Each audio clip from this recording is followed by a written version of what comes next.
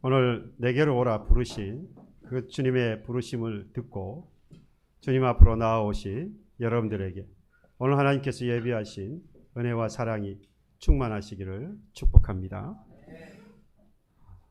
기도해야 할 제목이 있죠.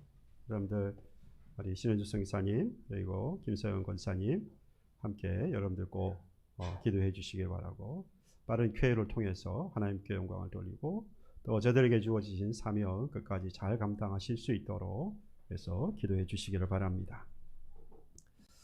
이제는 서점에 갈 일이 별로 없습니다. 그렇죠. 온라인으로 서적을 다 구매를 하다 보니까 실제로 오프라인으로 서점에 가서 책을 구하는 경우가 별로 없습니다만은, 여러분들 서점에 찾아가 보시면 지금 가장 베스트셀러로 그리고 가장 많이 출간되고 있는 도서의 장르를 보시면 경제, 경영 관련된 도서들입니다. 정말 쌓여 있어요. 제가 한 달 반 전에 여기 이마트에 있는 서점에 가봤더니 무슨 책을 골라야 할지 정말 막막할 정도로, 특히 경제, 경영 관련 서적은 그야말로 구하기, 분별하기 쉽지 않도록 얼마나 많은지 모릅니다. 심지어 이 경제 경영에 관한 원론뿐만 아니라 실질적인 투자의 방법, 주식이 되었든 부동산이 되었든 그런 투자를 어떻게 하면 잘할 수 있느냐 뿐만 아니라 투자한 이후에 윤리도덕적인 문제까지 다루면서 정말 다양하게 이렇게 경제 경영 분야를 다루고 있는 책들이 참 많았습니다. 그야말로 부와 관련된, 그래서 부를 다루고 있는 책들이 많았다는 거죠. 이걸 다시 생각해 보면 지금 사람들이 무엇에 모든 생각을, 초점을 맞추고 있다는 겁니까? 부에 맞추고 있고, 모두가 다 뭐가 되고 싶은 거죠? 부자가 되고 싶은 거예요. 부자가 되어서 지금 현재의 풍성한 삶을 누리고 싶은 것이고, 또 불확실한 미래에 대하여서 해소를 하고 그리고 그래서 준비되어서 원하는 삶을 살고 싶어서 이와 같이 그런 마음들을 잘 반영되어진 현상이라 생각이 되어집니다. 또 한편으로 보면 이 대열에서 벗어난 사람들도 있어요. 다 필요 없다. 돈이 뭐 그렇게 중요하냐. 돈이 문제가 아니고 지금 내 삶의 만족, 그래서 그 만족을 위해서 소확행, 가진 게 별로 없으니까 지금 작은 걸 가졌지만 여기에 나는 만족하면서 살겠다. 또 이런 사람도 상대적으로 또 많이 늘어나고 있는 것도 또 사실입니다. 이런 마음을 알고 제가 오늘 여러분들에게 부자가 되는 길을 좀 말씀을 드리려고 해요. 잘 들어보시고 정말로 부자가 될 수 있는 길이 맞는지, 아마 그렇게 생각되어진다면 정말 유익한 시간이 되겠죠. 예배는 둘째치고 부자가 될 수 있다니, 정말로 그런 부자가 되는 길이 맞는지 한번 잘 들어보시기 바랍니다.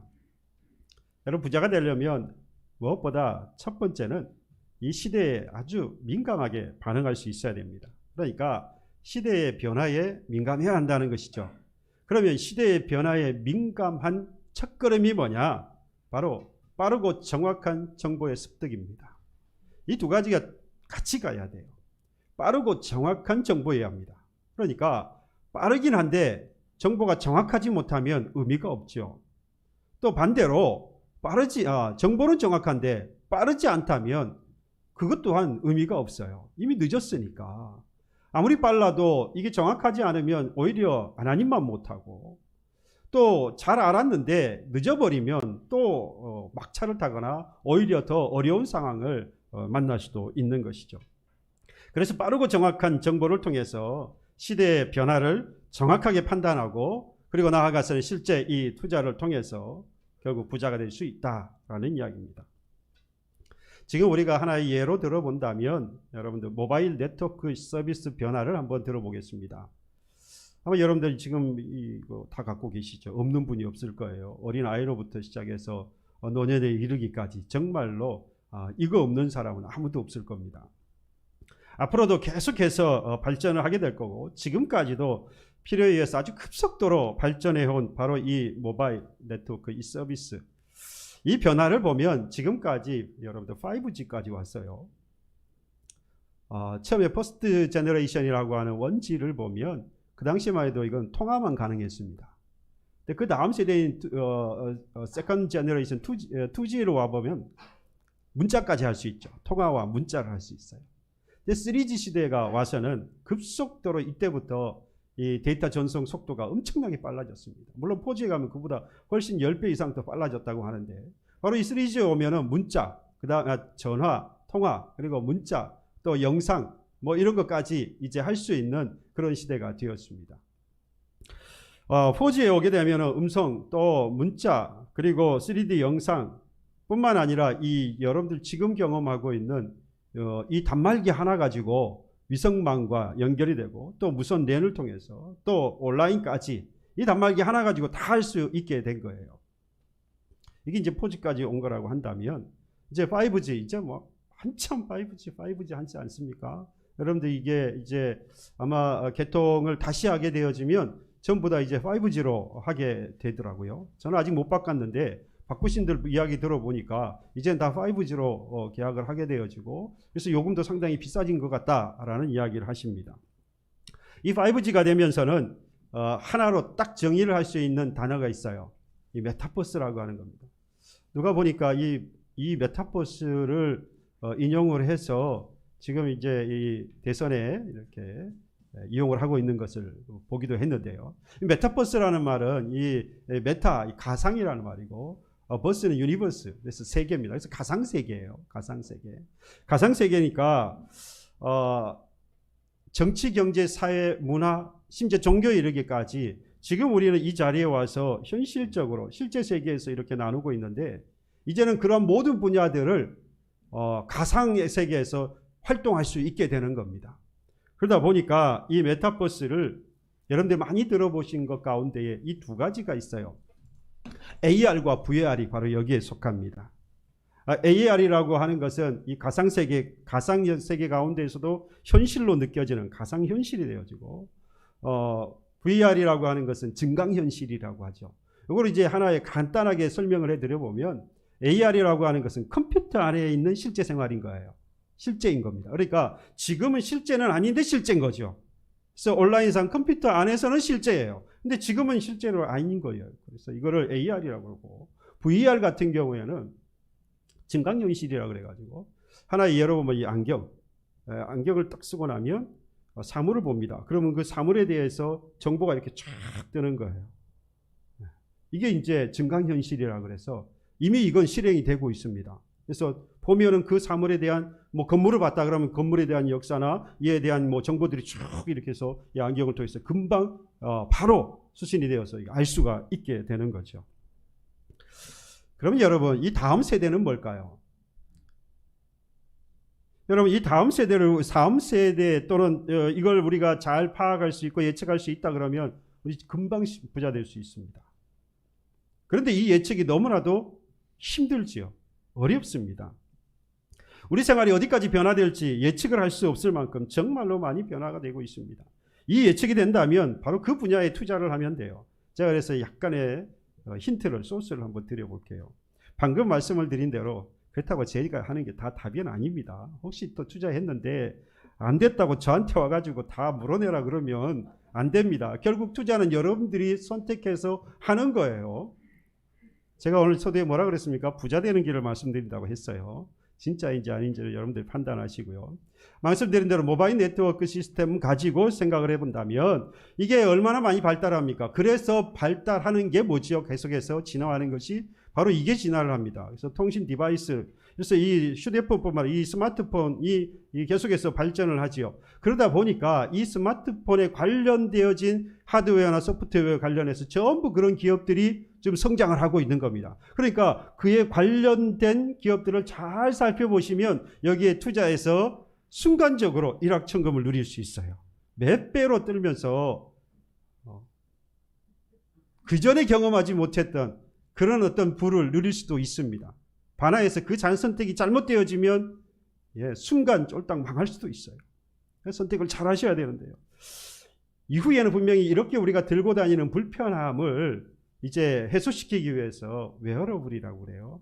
그래서 이 액세서리처럼 몸에 아주 작게 소형화시켜서 달고 다니거나 아니면은 이렇게 이식을 해서 아주 이식을 표면에 피부에 이식을 해서 할 수 있는 통신도 가능하고, 지금 우리가 이걸로 할 수 있는 모든 기능들을 그렇게 간편하게 해서 이 웨어러블 시대가 이제 이미 준비가 되어 있고, 상용화하는데 약간의 어떤 조금 기술상의 어떤 보완이 필요해서 아직까지 상용화는 덜 되고 있는 건 이미 이제 준비되어서 하고 있는 분야도 분명히 있고요.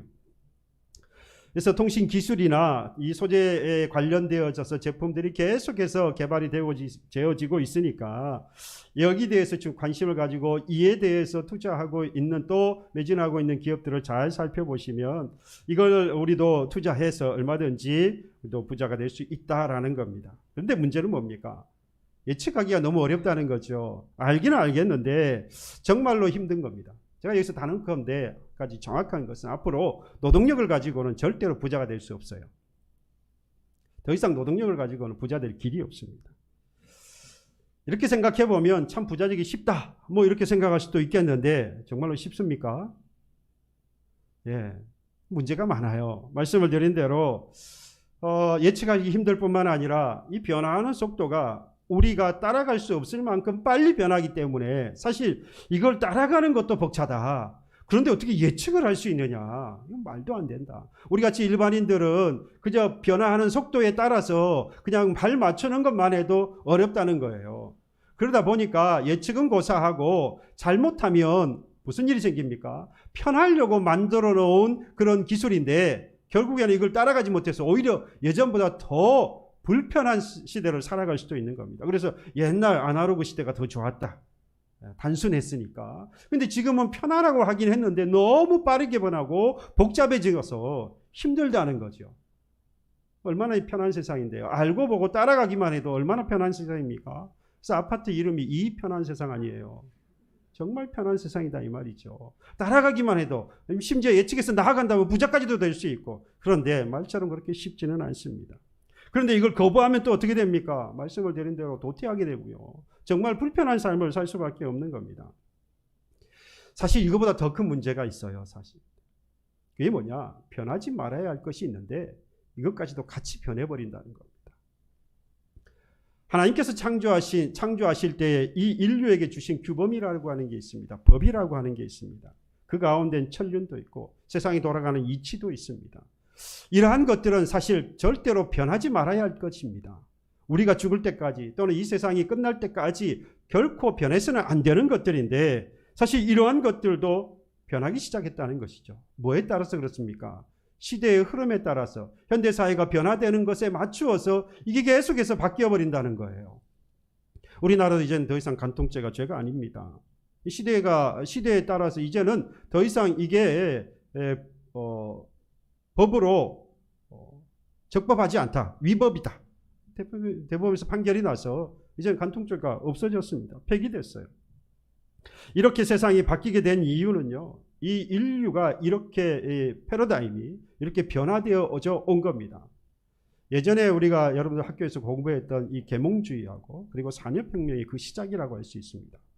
그 16세기, 17세기 그 이전까지만 해도 사실 신중심의 사회였어요.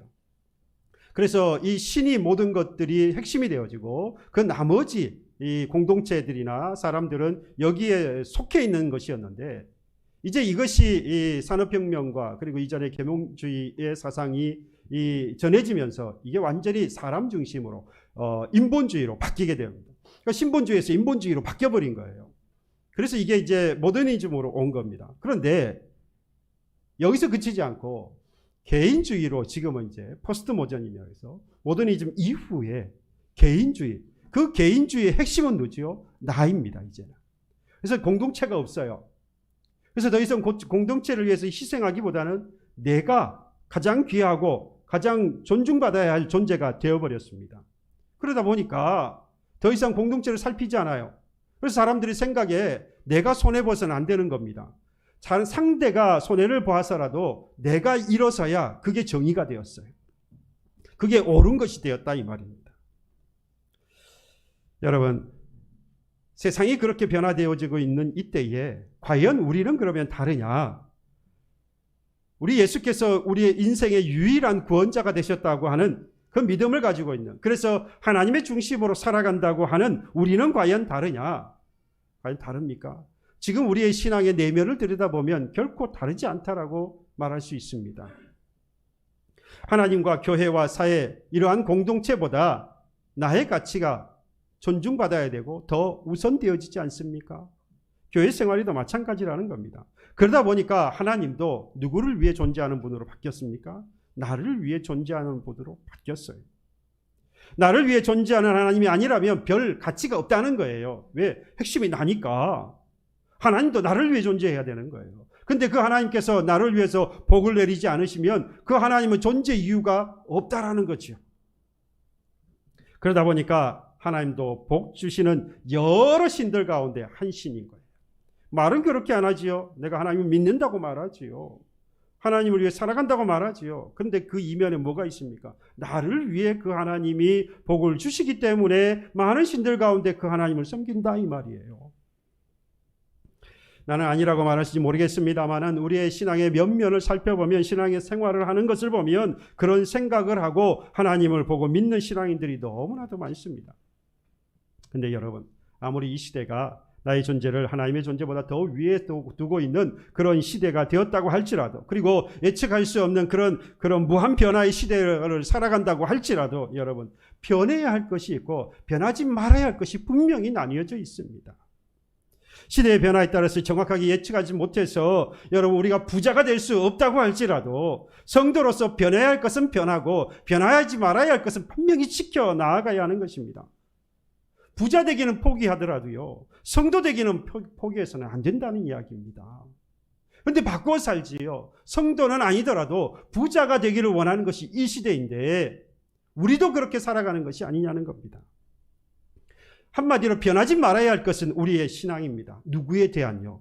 온전하신 하나님에 대한 우리의 신앙. 이건 변하지 말아야 해요. 대신에 변해야 할 것도 분명히 우리에겐 있습니다. 오늘 바울을 통해서 무엇이 변해야 하는가를 오늘 말씀을 하고 있어요. 또 어떻게 변할 것인가를 말씀하고 있습니다. 사도 바울은 사도행전 9장에 보면 처음 예수 그리스도를 만나게 됩니다. 그동안 이단이라고 핍박했던 그 예수를 만나게 되고, 그 예수께서 네가 핍박하는 예수라라는 말씀에 그 하나님의 음성을 듣고, 그동안 내가 핍박했던 그 예수를 믿는 사람들이 그 믿었던 바로 그 예수가 구원자구나, 하나님이 약속하셨던 메시아구나 라고 하는 것을 믿게 됩니다. 그 믿게 된 단적인 표현이 뭐냐, 말씀이 뭐냐, 오늘 본문의 17절의 말씀이에요. 뭐라고 있습니까? 그런즉 누구든지 그리스도 안에 있으면 새로운 피조물이라, 이전 것은 지나갔으니 보라 새 것이 되었다. 여러분, 여기서 우리는 우리의 변화라고 하는 것은 어느 한 부분에 국한된 것이 아니라는 것과, 그리고 어떠한 특정한 부분이 아니라는 것을 알 수 있습니다. 뭐라고 말했습니까? 그리스도 안에 있으면 새로운 피조물이다. 누구든지요. 그리스도 안에 있으면 누구든지 다 변화되어질 수 있고 새로운 피조물이고, 나아가서 모든 삶의 영역에 있어서 어느 한 특정한 부분이 아니라 삶의 모든 영역에 있어서 다 변화되어진다라고 말씀하는 겁니다. 이걸 뭐라고 말하느냐? 전인적인 변화다. 삶이 몽땅 다 바뀌었다.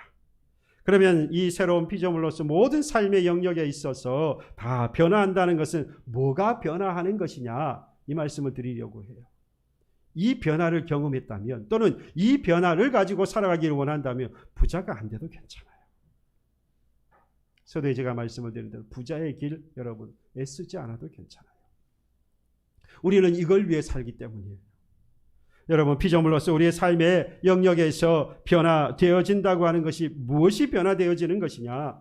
바울이 말씀을 드린 다메섹 도상에서 다메섹으로 가는 길에서 네가 핍박하는 예수라고 하는 예수의 음성을 듣고 예수를 믿게 되어지는 그때에 그의 인생은 모든 게 다 바뀌었습니다. 그 바뀐 인생을 이렇게 이야기했어요. 읽지는 않았습니다만 16절에 그가 예수를 만나기 이전에 그의 삶이 또는 그의 가지고 있었던 그의 가치관이 무엇이었는지 정확하게 이야기하고 있어요. 16절에 이렇게 말하지요. 그러므로 우리가 이제부터는 아무 사람도 육체대로 알지 아니하노라. 비록 우리가 그리스도도 육체대로 알았으나 이제부터는 이같이 알지 아니하노라. 여기서 핵심되는 건요, 육체대로 알았다는 거예요. 그러니까 이전에 바울은 가지고 있던 신앙은, 그리고 그가 살았던 삶의 방식은 모두가 다 육체대로 알았다라고 이야기해요. 이때 육체대로는 신학적으로 여러 가지 해석이 가능한데, 지금 정통적으로 우리가 생각해 볼 수 있는 해석은, 당시에 이 바울이 유대인이었죠. 그러니까 유대인으로서 가지고 행동했던 모든 삶의 방식들을 이야기합니다. 그게 바로 육체대로 알았다는 표현이에요. 유대인으로서 살아가면서 이 바울은 어떤 사람을 살았습니까? 예수는 하나의 사람이었어요. 그래서 이 사람이라고 하는 자가 하나님이라고 하니 이는 이단이다 이 말이죠. 그래서 그가 십자가에 달려 죽는 것은 당연한 것이었고, 또 이를 믿는, 예수를 구주라고 믿는, 하나님이라고 믿는 이들을 감옥에 가두는 것, 그리고 이들이 죽는 것은 지극히 당연한 일이었던 것이요. 이런 바울이었다 이 말입니다. 그런데 그리스도 안에서, 다시 말하면 하나님 예수를 그리스도라고 믿게 되어 예수의 음성을 듣고 예수를 그리스도로 믿게 되어진 이는 완전히 바뀌었죠. 뭐가 바뀝니까? 자신이 바뀐 거예요. 그러니까 우리가 그리스도 안에 있으면 뭐가 바뀌는 것이 먼저냐? 내가 바뀌는 것이 먼저인 겁니다. 가장 먼저 내가 변화되어진다는 거죠. 그러니까 새롭게 되어진다, 새로운 피조물이다 말할 때 가장 먼저는 뭐라는 겁니까? 나 자신이 변화된다. 나 자신이 새롭게 된다라는 말씀입니다. 누구처럼요? 바울처럼요. 그래서 그것이 얼마나 감격스러웠는지 17절에서 보면 뭐라고 하반절에 말합니까? 보라, 새로운 피조물이다 라고 말씀하지요. 새로운 피조물이라 이전 것은 지나갔으니 보라, 새 것이 되었다라고 말합니다. 보라, 이 보라는 말은요, 감탄사예요. 감격하고 있는 거예요. 내가 새 것이 되었는데 그냥 새 것이 된 게 아니죠. 그 새 것이 된 것이 얼마나 놀랍고 감격스러운지, 보라, 내가 새 것이 되었다. 내가 새 것이 된 거예요. 이전 것은 지나갔고 새 것이 되었다. 새 것이 된 그 느낌을 우리에게 다 전하고 싶은 거예요. 온전히 전하고 싶은 거예요. 여러분, 우리는 그리스도 안에서 변화된 사람들입니다. 나라는 존재가 완전히 바뀌어졌어요. 변화되었어요. 우리가 예전에는 어떤 사람이었습니까? 예전에는 예수를 모르는 사람들이었어요. 예수를 비방했고요, 교회를 비방하고 무시했던 사람들입니다. 그런데 이제는 어떻게 살아갑니까? 예수 때문에 살고 예수를 위하여서 사는 그런 사람으로 완전히 바뀌었어요. 내가 바뀐 겁니다. 이제는 내가 세상에서 제일 잘났고 세상 제일 높은 사람이었어요. 그래서 교만이 하늘을 찔렀습니다. 그런데 이제는 어떻게 됩니까? 이제는 나를 구원하시기 위해서 십자가에 달려주신 예수가 가장 높고 그 예수로 인해서 기뻐하고 감사하며 사는 사람으로 바뀌어졌어요. 여러분, 우리는 이미 이 그리스도 안에서 바울과 같은 이미 변화된 이런 새로운 사람으로 살아가고 있는 저와 여러분들인 줄로 믿습니다. 이런 말을 듣는 때가 있죠. 여러분, 야, 예수 믿는다고, 교회 다닌다고 사람이 변하냐? 여러분들은 어떻게 생각하세요? 교회 다니고 예수 믿으면 사람이 변합니까? 안 변합니까? 많은 그리스도인들이요, 세상의 사람들은 말할 거 없고 많은 그리스도인이 자신이 변화된 것을 인정하지 못해요. 참 안타까워요. 그러다 보니까 내 가정도, 내 이웃도, 나와 함께 생각하는 교회 교우들도 변화되는 것을 믿지 못하는 겁니다. 그런데 여러분, 여기에 심각한 문제가 있어요. 뭐냐? 자신이 믿지 못하는 것이 문제가 아니라요, 우리를 변화시키는 분이 예수라고 하는 것을 믿지 못하는 거예요. 예수께서는 우리를 변화시킬 수 있습니까? 없습니까? 그리스도 안에 있으면 새로운 피조물이라고 했어요. 그리스도 안에 있으면 새롭게 변화된다는, 내가 완전히 바뀌어진다고 말씀하고 있는데 그걸 못 믿는 거죠. 그러니까 마치 예수 믿는다고, 교회 다닌다고 사람이 변해? 안 변해? 그런 이야기를 하는 겁니다. 사람은 사람을 변화시킬 수 없어요. 좋은 멘토를 만나고요, 성인과 같은 사람을 만나서 강의를 듣고 교육을 받으면 당장은 뭔가 바뀐 것 같아요. 그런데 여러분, 극한 상황에 도달하면 옛날 성품이 다 나와요. 그런데 예수 안에 있으면, 또 예수의 권능으로, 또 성령을 통하여서 변화되어지는 사람은 극한 상황을 만난다 할지라도 여러분, 그 그리스도로 인하여서 변화된 사람은 그리스도를 위해서 죽어버립니다. 그 자리에서. 내 자아를 내려놔 버리고요. 내 삶을 하나님 앞에 내려놔 버립니다. 그전에는 그렇지 못했는데 내 본성이 다시 살아나는데 그리스도 안에서 변화되어지고 그리스도로 있어 새롭게 되어진 사람은요, 그리스도를 위하여서 하나님의 영광을 위하여서 그 자리에서 죽습니다. 예수는 성령을 통해서 우리를 변화시킵니다. 자신에 대한 믿음이 달라지고요, 입술의 고백이 달라지고요, 매사에 하나님 앞에 순종하면서 결국에는 성령의 열매가 맺어지는 거죠. 여러분, 이 성경이 말하고 있는 성령의 9가지 열매, 물론 9가지만 있는 건 아니에요. 근데 이제 이 성령의 이 열매는 사실 예수님의 성품입니다. 사랑과 희락과 화평, 오래 참은 자비, 양성, 충성, 온유, 절제라고 하는 이 성령의 열매는 예수님의 성품이에요. 그러니까 그리스도 안에서 새롭게 된 피조물은 이 예수님의 성품이 나오는 거예요. 극한 상황을 만났는데도 불구하고 옛사람의 모습이 나오는 게 아니라 바로 이러한 예수님의 성품을 닮아서 이 모습이 드러나는 겁니다. 여러분, 우리는 변화된 사람들이에요. 그리스도 안에 있으면 예수 십자가의 은혜로 성령을 통해 우리는 예수 때문에 살고 예수를 위해서 살고 예수를 가장 높이고 예수를 인해서 기뻐하고 감사하는 사람으로 완전히 변화된 저와 여러분들입니다. 이 믿음을 가지고 새롭게 되는 은혜를 또 한 번 체험하게 되는 귀한 은혜가 있기를 축복합니다. 여러분, 또 변화되는 게 있어요. 세상에 대한 인식이 바뀝니다. 처음엔 내가 바뀌었는데 그 다음엔 상대, 곧 세상에 대해서 인식이 바뀌어요. 오늘 본문에 말씀합니다. 바울이 18절에 보실래요? 모든 것이 누구로부터 났다고요? 하나님께로서 났다. 그가 그리스도로 말미암아 우리와 자기와 화목하게 하시고 또 우리에게 화목하게 하는 직분을 주셨다. 여러분, 로마서 11장 36절도 같은 말씀합니다. 이는 만물이 주에게서 나오고 누구에게서요? 하나님에게서, 주에게서 나오고 주로 말미암고 주에게로 돌아감이라. 그에게 영광이 세세히 있을지어다. 아멘. 여러분, 하나님께로부터 이 세상에 나왔다는 것은요, 이걸 믿는다는 것은 완전히 변화된 거예요. 완전히 바뀐 거예요.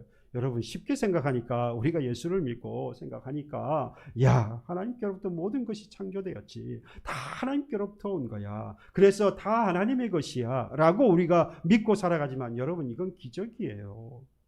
하나님의 베푸신 놀라운 은혜입니다. 그렇지 않고서는 이 세상을 살아갈 때 우리가 이전에 어땠습니까? 육신대로 알았을 때에 우리는 어땠습니까? 이 세상은 다 내 것이었어요. 그래서 이것을 취하기 위해서는 숱한 경쟁을 마다하지 않습니다. 그 경쟁 가운데서 상대를 누르기 위해서는 수단과 방법을 가지지 않는 거예요. 그래서 그것을 내가 성취하면 이 사람이 승리자죠. 이 사람이 성공했다고, 이 사람을 성공했다고 말합니다. 세상은 그렇게 하라고 가르쳐요. 그런데 성경은 다르지요. 이 세상은 하나님께로부터 와서 하나님의 것이라고 가르칩니다. 그래서 우리로 하여금 경쟁하라고 하지 않아요. 싸우고 다투라고 하지 않습니다. 도리어 뭐 하라고 그럽니까? 경쟁하지 말고 화목케 하는 직분을 주셨다 이 말이에요. 하나님이 너희와 화목하게 하신 것, 예수 그리스도를 통하여서 너희와 화목하게 한 것처럼 너희도 화목하라 하고 하는 직분을 우리에게 주셨다 이 말입니다. 화목하려면요, 경쟁하면 안 돼요. 내 걸 포기해야 합니다. 내 걸 손해보지 않고 내 걸 내려놓지 않고서는 결코 화목할 수 없어요. 이 사람과 내가 경쟁하면서 화목한다고, 그것은 거짓말입니다. 그 사람을 누르지 않고서는, 그 사람을 밟고 올라서지 않고는, 수단과 방법을 가리지 않고 이기지 않고서는 어떻게 살아남는다고 말할 수 있습니까? 그러다 보니까 화목할 수 없는 거예요. 내가 손해봐야 되고요, 내 걸 포기해야 됩니다. 그래야 비로소 화목할 수 있습니다. 여러분, 내가 정말 예수 믿는 사람이 맞는지 아닌지는요, 바로 그 세상에 대하여서 내가 어떻게 보고 있는가를 보면 정확하고 확실하게 드러납니다. 그동안 알고 믿었던 세상을 이해하는 판단 기준이 달라지기 때문이죠. 어떻게 달라집니까? 이전엔 세상의 것이 누구의 것이었어요? 내 것이었던 거예요. 그런데 어떻게 바뀌었습니까? 이제는 하나님의 것으로 보이는 겁니다. 그렇게 세상을 이해하게 돼요. 이전에는 나를 행복해 했던 것이 세상에 있었어요. 그러나 이제는 더 이상 세상에 있지 않고 나를 행복하게 하는 것이 하나님에게 있어요. 그리고 하나님에게서 발견할 수 있고 하나님께서 주시는 것으로 믿어지는 겁니다. 바울이 그랬어요. 사도행전 9장 9절에서 18절에 이미 제가 말씀을 드렸는데 또 여러분들이 아시는 것처럼 바울이 주님을 만났을 때에 그의 눈에서 비늘 같은 것이 벗겨졌다 그랬어요. 누구를 만났어요? 아나니아를 만났어. 사흘 동안 보지를 못했어요. 그래서 다메섹으로 가서 아나니아를 만났습니다. 그랬더니 안수하고 기도하고 성령이 충만함을 받고, 그리고 나서 눈에서 비늘 같은 것이 벗어졌다는 거예요. 눈에서 비늘같이 벗어졌다는 것은요, 세상을 보았던 눈이 다 바뀌었다는 이야기예요. 세상을 보던 눈이 이제는 벗겨지고 무엇을요? 하나님을 보는 눈이 온전해졌다라는 겁니다. 예수를 만나게 되면서 마치 눈에서 비늘이 벗겨지는 것처럼 세상을 볼 수 있게 되어지는, 세상을 보는 눈이 완전히 바뀌어진 겁니다. 생각도 바뀌어졌고요, 지식에까지 바뀌어졌어요. 고린도전서 3장 10절에 이렇게 말씀합니다. 새 사람을 입었으니 이는 자기를 창조하신 이의 형상을 따라 지식에까지 새롭게 하심을 입은 자라. 새롭게 하심을 입은 자는요, 지식에까지 변화가 일어난대요. 생각과 입술과 그리고 그가 보는 눈, 모든 것들이 다 뭐 한다는 겁니까? 바뀌어졌다는 거예요. 어떻게 이해하고 있죠? 어떻게 바라보는 겁니까? 그 근본부터가 내 것이 아니라 하나님의 것인 것으로 바뀌어지더라는 것입니다. 이전에는 세상의 시작과 끝을 알 수가 없었어요. 몰랐습니다. 그런데 이제는 하나님의 창조를 믿게 되어졌고, 그래서 시작과 끝이 하나님께로부터 시작되어지고 하나님께로부터 끝나는 것을 이제 알게 되는 거죠. 그걸 보게 된 겁니다. 이전에는 세상이 영원할 것 같이 여겼는데 이제는 세상의 종말이 있음을 믿습니다. 그래서 땅의 소망을 더 이상 두지 않아요. 이전에는 모든 영광이 자신의 것이었습니다. 그러나 이제는 모든 영광을 하나님께 돌려요. 내 것이 아니니까. 처음부터 내 것이 아니었기 때문에 얻게 되어지는 것도 모두가 다 하나님 것이 되어서 하나님께 돌리게 되어져 있어요. 하늘이 달라 보이고요, 바다의 물결이 달라 보입니다. 새의 소리가 달라 보입니다. 꽃이 달라 보입니다. 꽃이 방긋방긋 웃고 새가 우는 게 아니라 노래하는 것처럼 들려요. 그전에는 바다의 철렁거리는 파도 소리 때문에 잠을 못 자는데 이게 이제 찬양 소리로 들려요. 여러분, 모든 만물과 일들이 하나님의 섭리 안에서 이게 새롭게 변화된 것을 이해하고 있는 거죠. 이렇게 믿게 되었다 이 말입니다. 아내와 남편의 잔소리가 더 이상 잔소리가 아니라 나를 위하이고 나를 사랑하는 음성으로 바뀌는 거죠. 여러분, 그 사람의 말이 틀린 게 아니고 듣는 내 귀가 틀린 거예요. 믿습니까? 안 믿어집니까? 내 마음이 그걸 못 받아들이는 거예요.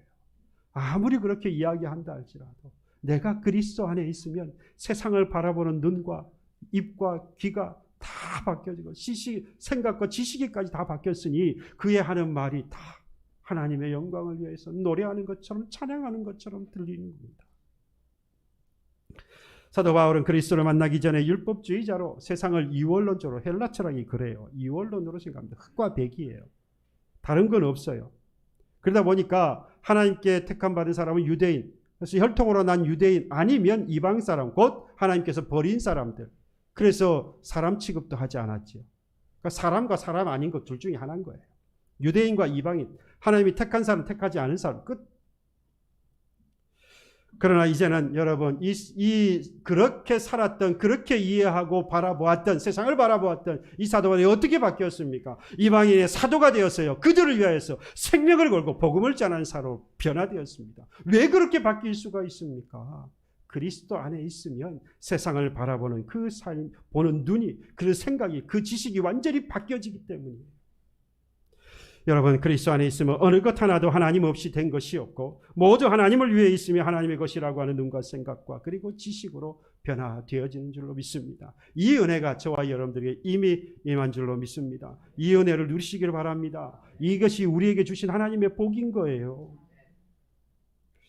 그러면 결국 그리스도 안에 있으면서 우리의 삶의 방식이 완전히 새로워지죠.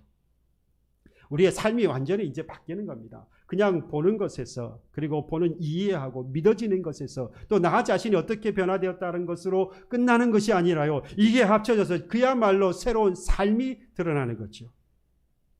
성도의 삶의 방식은요, 아주 특수한 부분이 많습니다. 그러다 보니까 세상 사람들과 어울리지 못하는 부분이 많아요. 그렇죠. 그래서 예수를 진실하게 믿게 돼요. 그리스도 안에서 내가 변화된 것을 경험하고 그리고 세상을 바라보는 눈이, 생각이, 지식이 바뀌어진 그러한 사람은요, 세상 사람들과 이전에는 잘 어울려졌는데 그렇게 되어지고 나면 세상 사람과 어울리는 게 너무 거북스러워져요. 그 사람도 나를 거북하게 생각하고 나도 그 사람들과 만나서 뭔가 하는 것이 참 힘들어져요. 대화의 주제도 다르고 생각도 다르다 보니까 어려워져요. 함께 어울리지 못하게 되는 거죠. 그러니까 오히려 이것은 지금 내가 뭐 하다는 겁니까? 그리스도인 되었다는 반증이기도 해요. 그들과 달라져 버렸으니까. 초록은 동색이라고 그들과 비슷비슷하면 이질감이 없지요. 야, 너 참 우리하고 참 비슷한 사람이야. 너 예수 믿는데 참 좋은 사람이다 이야기합니다. 이건 그리스도인 되었다고 말할 수 없어요. 야, 너 예수 믿더니 이상해졌다. 이게 정상인 거예요. 에베소 4장 22절로 24절에 말씀합니다. 너희는 유혹의 욕심을 따라 썩어져가는 구습을 따라 옛사람을 벗어버리고 오직 너희의 심령이 새롭게 되어 하나님을 따라 의와 진리의 거룩함으로 지으심을 받은 새 사람을 입으라. 오늘 본문의 17절에 나오고 있는 새로운 피조물 새 것이 되었다는 말씀과 그리고 에베소서 4장에 방금 말씀을 드렸던 새롭게 되어 새 사람을 입으라고 하는 여기서 말하는 이 새롭다는 어떤 한 부분이 아니에요. 말씀을 드려도 전 인격적인, 그러니까 삶의 모든 영역에 있어서 다 바뀌어졌다, 다 새로워졌다는 말씀입니다. 그렇습니다. 그리스도 안에 있으면요, 삶의 방식이 완전히 송두리째 바뀝니다. 머리끝부터 발끝까지 다 바뀌어져 버립니다. 이제는 교회를 하나의 종교 단체로 알고 가도 그만, 안 가도 그만이었는데 이제는 삶의 중심이 뭐가 됩니까? 하나님 중심이고 교회 중심으로 바뀌어요. 이제는 경험으로 살다가 이제는 성경의 원리대로 살아갑니다. 이전에는 좋은 것들이 세상에 있었는데 이제는 그리스도 안에서 뭐로 댕깁니까? 그 세상의 좋은 것들이 어떻게 여겨집니까? 배설물로 여겨져요. 아무런 가치 없는 것. 아니, 가치 없는 것이 아니라 버려야 할 것으로 믿어지는 겁니다. 이제는 육특하게 하는 나의 삶이라고 한다면 다른 사람의 고통은 아랑곳하지 않았는데 이제는 어떻게 됩니까? 내가 손해를 보더라도 오늘 이 19절 20절에 말씀하고 있는 것처럼 그들과 화목하려고 해요. 내가 손해를 보더라도요. 그래서 그리스도 안에서 삶의 방식이 바뀌어버린 이 성도의 여러분 공통점이 뭐냐? 하나님 중심, 교회 중심으로 생활 방식이 완전히 바뀌어지는 것입니다. 여러분, 오늘 이 시대에 가장 시급한 문제가 뭡니까? 내가 그리스도인이라고 하는 정체성을 다시 세우는 거예요. 세상과 구별되어진 이 그리스도인이라고 하는 정체성을 세운다는 말은 뭐겠어요? 내가 변화된 것이 드러나야 한다는 것이고요. 내가 세상을 바라보는 눈과 생각과 지식이 바뀌어진 것이 나타나야 하는 겁니다. 그것이 완전히 드러나야 비로소 그리스도의 정체성을 다시 내가 세운 거예요. 그래서 사람들이 이들이 예수를 믿는 사람이구나, 이들이 그리스도인이구나 라고 하는 것을 비로소 알게 되어지는 것이죠. 오늘 이 그리스도인의 정체성을 회복할 수 있기를 바랍니다. 그리고 우리는 세상을 닮은 변화가 아니라 그리스도 안에서 그리스도의 삶은 새로운 삶의 변화를 통하여서 그리스도의 빛이 나타나고 그래서 하나님께서 영광을 받는 우리의 삶 속에서는 예수를 닮은 성품들이 드러나고 그것이 하나님께는 영광이 되어지고 사람들에게는 무엇으로요? 유익함으로. 왜요? 그들에게 손해를 보더라도 화목하게 하니까. 바라기는 이전에는 세상을 내 것으로 보았지만 이제는 하나님의 것으로 인식하는 그러한 지식과 그리고 삶의 가치관을 회복하시기를 바라고 나아가 바울의 이 고백처럼 어떤 고난이 온다고 할지라도 하나님의 백성이 되었음을 확신하고 기뻐하며 감사하며 또한 그리스도를 위하여서 살고 세상에 대하여서 죽는 삶으로